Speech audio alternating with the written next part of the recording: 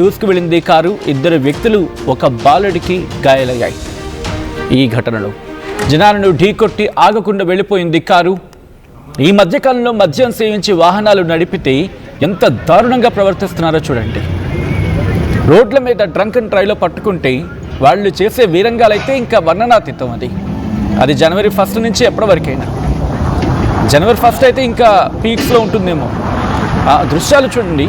అసలు car racing లాగే ఉంది వ్యవహారం అంతా. ఇది కార్ రేసింగ్ చేస్తున్నట్టు. కారు బీభత్సాన్ని చూడండి. తాగి రోడ్ల మీద ఇలాంటి వాళ్ళని ఏం చేయాలి? ఏం చేస్తే బాగుంటుంది? మీరు మాట్లాడే ప్రయత్నం చేయండి, కమెంట్ చేసే ప్రయత్నం చేయండి. అసలు మనిషి అయినవాడు మద్యం ఏదో తాగి ఇంట్లో పడుకోవాలి, కానీ రోడ్ల మీదకి వచ్చి ఇలా విరంగాలు సృష్టిస్తారా? విజయవాడలో కారు బీభత్సం సృష్టించింది. భవానీపురం బెరం పార్క్ దగ్గరలో కారు అలజడి సృష్టించింది. మద్యం మత్తులో జనంపైకి దూసుకు వచ్చింది ఈ కారు. ఈ ఘటనలో ఇద్దరు వ్యక్తులు ఒక బాలుడికి గాయాలయ్యాయి. జనాలను ఢీకొట్టి ఆగకుండా వెళ్ళిపోయింది. మీరు చూడండి ఎంత దుర్మార్గంగా ప్రవర్తించాడనేది. ఏదో సినిమాలో షూటింగ్ అనుకుంటున్నారేమో. ఎవరైనా అలా అనుకుంటే మీరు భ్రమపడినట్టే. ఎందుకంటే ఇది రియల్గా మన విజయవాడలో జరిగింది. తాగి ఇంట్లో ఉండొచ్చు కదా, ఇదే పోయే కాలం. వీళ్ళకి తాగిన తర్వాత స్టీరింగ్ పట్టుకుంటారు కదా, అప్పుడే బండి ఆగిపోవాలి. ఎట్లా అంటే వాళ్ళు సీట్ బెల్ట్ పెట్టుకుంటారు కదా, లాకేసి పడేయాలి. అది ఆ కారుతో ఈ తాగి మద్యం సేవించి దొరికిన వాళ్ళని ఏం చేస్తే బాగుంటుందని చెప్పండి. అంటే నా పర్సనల్ సజెషన్ మీరు అడిగారు అనుకోండి, సీట్ బెల్ట్ ఉంటుంది కదా, సీట్ బెల్ట్కి తాళం వేసేసి ఆ కారుకి హాఫ్ షీల్డ్ వేసేసి ఒక 4-5 రోజులు తిండి పెట్టకుండా, 3-4 రోజులు తిండి పెట్టకుండా వీళ్ళని ఏ స్పాట్లో దొరికారో ఆ స్పాట్లో ఎండకి ఎండుతూ వానకి నానుతూ వదిలేస్తే తెలిసి వస్తుందేమో వీళ్ళకి. చూడండి, వీడు ఇప్పుడు నడిపాడు సరే, ఎవరికైనా ఏమైనా జరిగి ఉంటే ఆ ఇంటి ఒక పెద్ద దిక్కును కోల్పోతే ఒక్క ప్రాణాన్ని తీసుకురాగలడా? ఈ వ్యక్తి ఒక్క ప్రాణాన్ని అయినా తీసుకురాగలడా? డబ్బుందనే మద్యం సేవించిన ఒళ్ళు తెలియని బలుపు. చూడండి ఎంత దుర్మార్గంగా అనిపిస్తుంది ఆ దృశ్యాలు. అవి అసలు మనుషులైనా అనిపిస్తూ ఉంటుంది ఇలాంటి వాళ్ళని చూసినప్పుడల్లా. విజయవాడలో అందులో సంక్రాంతి పండుగ అంటే ఇంటికి వెళ్ళే వాళ్ళు ఉంటూ ఉంటారు, చుట్టాలు వస్తూ ఉంటారు. డీటెయిల్గా మాట్లాడుకునే ప్రయత్నం చేద్దాం. ఈ కథనం మిమ్మల్ని కాస్త కలవరపరచవచ్చు. అయితే మిమ్మల్ని కలవరపడ గురి చేయడం ఆర్టీవీ ఉద్దేశం కాదు, కానీ ఇటువంటి కథనాలు చూపించడం, తద్వారా మీకు అవగాహన కల్పించడం, మిమ్మల్ని అప్రమత్త చర్యలో భాగంగా ఇటువంటి కథనాలు చూపించడం జరుగుతుంది తప్ప మిమ్మల్ని కలవరపాటు గురి చేసే ఉద్దేశం ఆర్టీవీకి ఎన్నడూ ఉండదు. కానీ ఇటువంటి కథనాలు చూసినప్పుడు కాస్త కలవరపాటు గురి అవకాశం ఉంటుంది. కాబట్టి దీనికి సంబంధించి తగిన జాగ్రత్తలు తీసుకోవాలని ఆర్టీవీ సూచించడం జరుగుతోంది.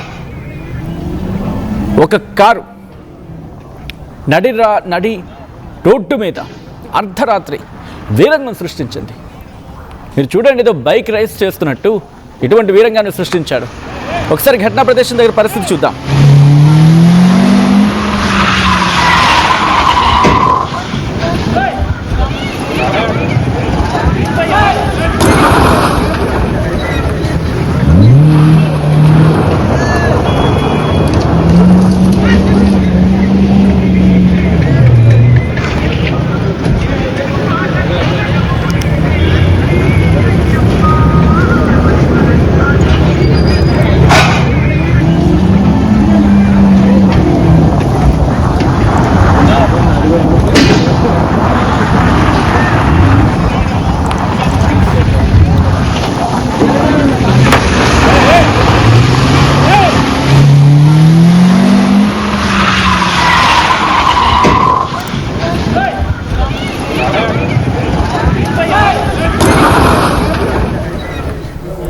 ఇదే అంశానికి సంబంధించి డీటెయిల్ ఇన్ఫర్మేషన్ తెలుసుకుందాం. మా AP input editor Krishnamohan updates అందించేందుకు సిద్ధంగా ఉన్నారు. కృష్ణమోహన్, ప్రస్తుతం ఈ వ్యక్తిని, ఈ సో కాల్డ్ తాగుబోతుని అదుపులోకి తీసుకోవడం జరిగిందా? పోలీసులు నేను జరిగిన ఆల్రాజ్పురంలో జరిగిన యూట్యూబర్ ఎవరైతే ఉన్నారో ఆయన తాగిన మైకంలో యూట్యూబర్ కూడా కారు బీభత్సం చేశారు. అసలు మామూలుగా కాదు, పెద్ద ఎత్తున విభజన చేశారు. నలుగురు ఆ కారులో ఉన్న వ్యక్తులు ఆ కారులకు మనుషులకి ఆ కారుతో అడ్డొచ్చిన వాళ్ళందరినీ ఢీకొట్టుకుంటూ వెళ్ళిపోయే ప్రయత్నం చేశారు. ఎక్కడ ఆగేయలేదు. చాలా మంది మీడియా ప్రతినిధులు కొంత ఆపే ప్రయత్నం చేసినప్పుడు కూడా వాళ్ళ మీద కూడా దూషించుకుపోవడంతో ఒక మీడియా ప్రతినిధికి చేయి కూడా ఫ్రాక్చర్ అయిన పరిస్థితి. సో అటువంటి సందర్భం అయితే జరిగింది. స్థానికులు అడ్డుకునే ప్రయత్నం చేసినా అతను లెక్క చేయలేదు. ఏం చేసుకుంటారో చేసుకోండి అని చెప్పి ఆ కారుతో బీభత్సం సృష్టించారు. అయితే ఒక 4-5 మందికి గాయాలయ్యి పోలీసులు వెంటనే వచ్చి వాళ్ళందరినీ అంబులెన్స్ లో వివిధ ప్రాంతాలకి తరలించే ప్రయత్నం చేశారు. బట్ పోలీసులు నిన్న రాత్రి వరకు అతన్ని అదుపులో తీసుకోలేదు అనేది సమాచారం. ఈ రోజు ఉదయం రాత్రి అతను ఎక్కడ ఆగకుండా వెళ్ళిపోయాడు కంప్లీట్ గా. సో ఆ యాంగిల్లో ఇప్పుడు ఏం జరుగుతుంది అనే అంశాన్ని చూడాల్సిన పరిస్థితి అయితే ఉంది. ఇప్పుడు పోలీసులు దాన్ని చాలా సీరియస్ గా తీసుకున్నారు వ్యవహారాన్ని.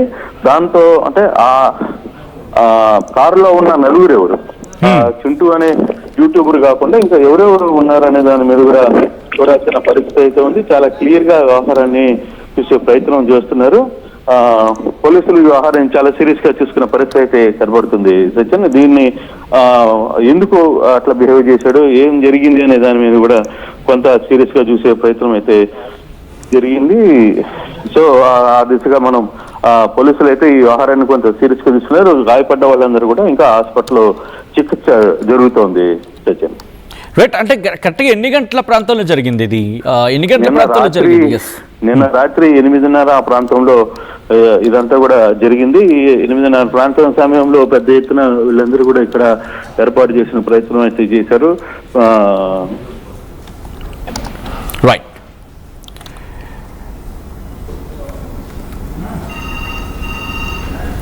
రైట్. ఆ విజువల్స్ మీరు చూస్తున్నారు ఆర్టీవీ స్క్రీన్ మీద. పూర్తిగా అర్ధరాత్రి అందరూ ఇళ్లకు వెళ్లే సందర్భం 8 గంటల ప్రాంతం అంటే దాదాపుగా ఇలాంటి వాళ్ళని ఏం చేస్తే బాగుంటుందండి? ఎందుకంటే రోజుకి డ్రంక్ అండ్ డ్రైవ్లు పెరిగిపోతూనే ఉన్నాయి. ఒక్కసారి వాటికి సంబంధించి లెక్కలతో మాట్లాడుకుంటే ఆంధ్రప్రదేశ్లో డ్రంక్ అండ్ డ్రైవ్ గురించి ఒక్కసారి మాట్లాడుకునే ప్రయత్నం చేద్దాం. మరి ముఖ్యంగా విజయవాడ ఎన్టీఆర్ జిల్లాలో పోలీసులు 2 నెలల్లో 1000కి పైగా డ్రంక్ అండ్ డ్రైవ్ కేసు నమోదు చేశారట. రాసి పెట్టుకోండి, ఏకంగా 1000కి పైగా డ్రంక్ అండ్ డ్రైవ్ కేసులు. రోడ్ల మీదకి వెళ్తున్నా ఉంటే మన ప్రాణం మన చేతుల్లో ఉంటుంది. అప్పుడు మన ప్రాణం మన చేతుల్లో ఉంటుందా? ఎందుకంటే 1000 కేసులు నమోదవుతాయా? ఈ 1000 కేసులు నమోదైనప్పుడు ఏం చేయాలి? తాగి రోడ్ల మీదకి రావడం ఏంటి? తాగి రోడ్ల మీదకి వచ్చి వీరంగం సృష్టిస్తే ఒక కుటుంబ పెద్దలు కోల్పోతే, లేకపోతే వాళ్ళ ఇంట్లో వాళ్ళని కోల్పోతే ఎవరు దానికి బాధ్యత? మద్యం బంద్ అనే మాట దేవుడెరుగు. కనీసం మద్యం తాగిన వాడి నుంచి నార్మల్ వ్యక్తిని కాపాడలేకపోతున్నాం ఈరోజు. ఇది కదా ప్రశ్నించుకోవాల్సింది సమాజం. ప్రభుత్వాలు కూడా బాధ్యత ఉంటుంది కదా. పూర్తిగా మద్యాన్ని బ్యాన్ చేయండి అంటే కోర్స్ ఆ పరిస్థితి లేదు. ఎందుకంటే మనకి ఇన్కమ్ అదే కాబట్టి ప్రభుత్వాలు ఎంకరేజ్ చేస్తాయి. చాలా విడ్డూరంగా అనిపిస్తుంటుంది. మద్యపానం ఆరోగ్యానికి హానికరం అంటాం, కానీ అమ్ముతూ ఉంటాం. మద్యపానం ఆరోగ్యానికి హానికరం అంటూ ఉంటాం, అమ్ముతూ ఉంటాం. వాళ్ళు తాగి మళ్ళీ రోడ్ల మీదకి వస్తారు. ఇదిగో ఇలా వీరంగా సృష్టిస్తారు. మళ్ళీ కేసులు నమోదు చేస్తాం. ఎవరిననాలి? దీనికి ఎవరిని తప్పుపట్టాలి? ప్రభుత్వాన్ని తప్పుపట్టాలా? సమాజాన్ని తప్పుపట్టాలా? అంతే కదా. మనం దేనికైతే బీజం పోస్తున్నాం అదే తిరిగి అవుతుంది. ఏ విత్తనం అయితే నాటుతామో అదే మొక్క వస్తుంది కదా. జామకాయ విత్తనం నాటితే మామిడి తోట రాదు కదా. అలాగే ఉంది ఈరోజు సమాజంలో. మద్యాన్ని ఏరులై పారిస్తే మద్యం తాకి రోడ్ల మీదకి ఇలాంటి వ్యధలు వచ్చి తయారవుతారు. ఇంకా ఈరోజు అదే పొజిషన్లో ఒక కుటుంబం అక్కడి నుంచి ఉంది అనుకుందాం. వీడి వెధవ ఓవరాక్షన్కి ఆ కుటుంబం ఏమైనా అయ్యి ఉంటే, ఆ కుటుంబ పెద్ద అక్కడ ఏమైనా అయ్యి ఉంటే, లేకపోతే ఆ కుటుంబం ఆ ఇంటి దిక్కును కోల్పోతే, ఈ కథను మిమ్మల్ని కాస్త కలవరపరచొచ్చు. అయితే మిమ్మల్ని కలవరపాటు గురి చేయడం ఆర్టీవీ ఉద్దేశం కాదు. కానీ ఇటువంటి కథనాలు చూసినప్పుడు కాస్త కలవరపాటుకు అవకాశం ఉంటుంది. కాబట్టి దీనికి సంబంధించి తగిన జాగ్రత్తలు తీసుకోవాలని ఆర్టీవీ సూచించడం జరుగుతోంది. This is are disturbing content. Video description is highly advised. ₹1,00,00,000 కంటే ఎక్కువ జరిమానా వసూలు చేస్తుందంట. కేవలం ఎన్టీఆర్ జిల్లా, విజయవాడ ఎన్టీఆర్ జిల్లా గురించి మాట్లాడుకున్న సందర్భంలో అంటే అర్థం చేసుకోండి అక్కడ పరిస్థితి ఏంటో. డెవలప్మెంట్ అంటూ వెళ్ళిపోతున్నాం, కానీ చేస్తుంది ఏంటి?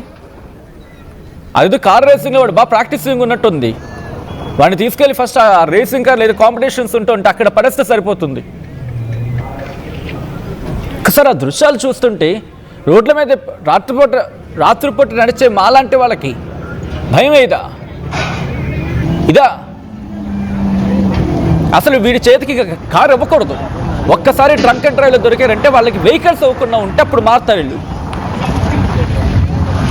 మీరేమంటారో చెప్పే కమెంట్ చేసే ప్రయత్నం చేయండి. ఒకసారి దృశ్యాలు చూడొచ్చు. ఆ వ్యక్తి చేసిన వీరంగం ఎంత బీభత్సాన్ని సృష్టించుంటాడు.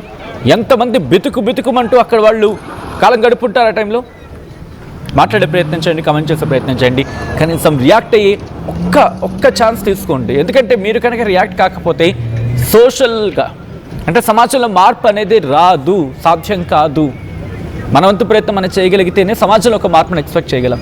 ఒకసారి మీ వంతు ప్రయత్నంగా కనీసం మాట్లాడే ప్రయత్నం చేయండి. అండ్ ఇటువంటి కథనాలు మీ దృష్టికి వచ్చినప్పుడు ఇంకొకరికి చెప్పే ప్రయత్నం, ఇంకొకరికి పంపించే ప్రయత్నం చేయండి. సో దట్ అవేర్నెస్ క్రియేట్ అవుతుంది.